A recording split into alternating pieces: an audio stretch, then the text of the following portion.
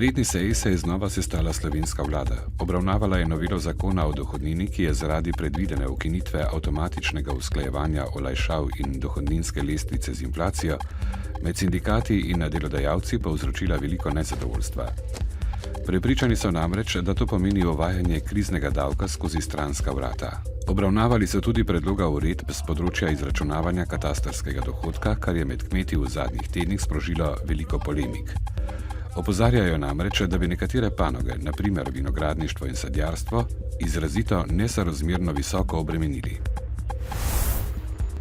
Skupina Nove KBM je v prvi polovici letošnjega leta po visokih oslabitvah in rezervacijah pridelala za dobrih 62 milijonov evrov čiste izgube. Od tega samo matična banka nekaj več kot 44 milijonov.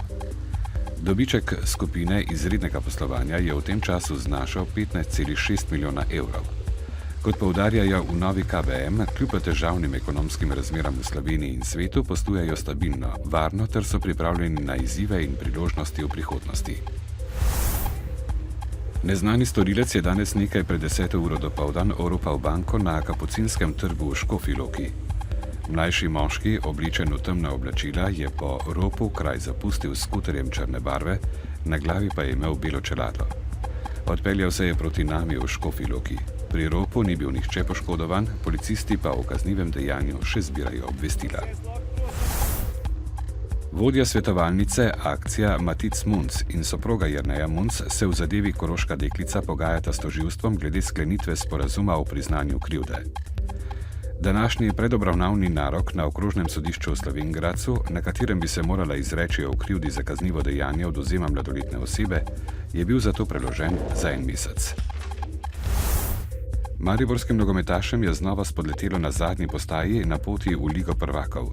Češka ekipa Viktorije iz Plzna je v razprodanem Ljudskem vrtu tekmo odločila že v 3. minuti in na koncu zmagala z 0:1, ter se tako uvrstila v skupinski del Lige prvakov. Mariborčani se kljub porazu še ne postavljajo do Evrope. Tekmovanja bodo tako že 3. sezono zapored nadaljevali v Evropski ligi.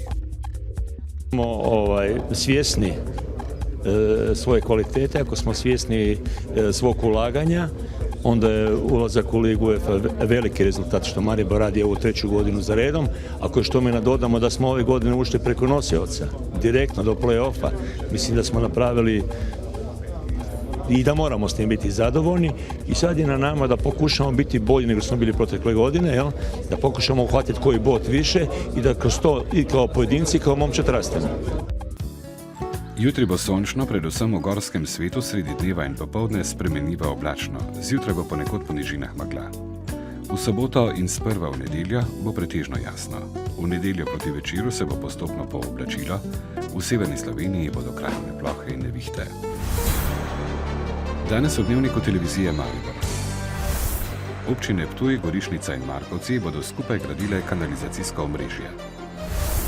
Letos občutno cenejše sezonske in letne smučarske vozovnice športnega centra Pohorje. V občini Prebold se lahko pohvalijo z zvišanjem števila delovnih mest. Novice Štajerske, Pomurja in Koroške ob 18.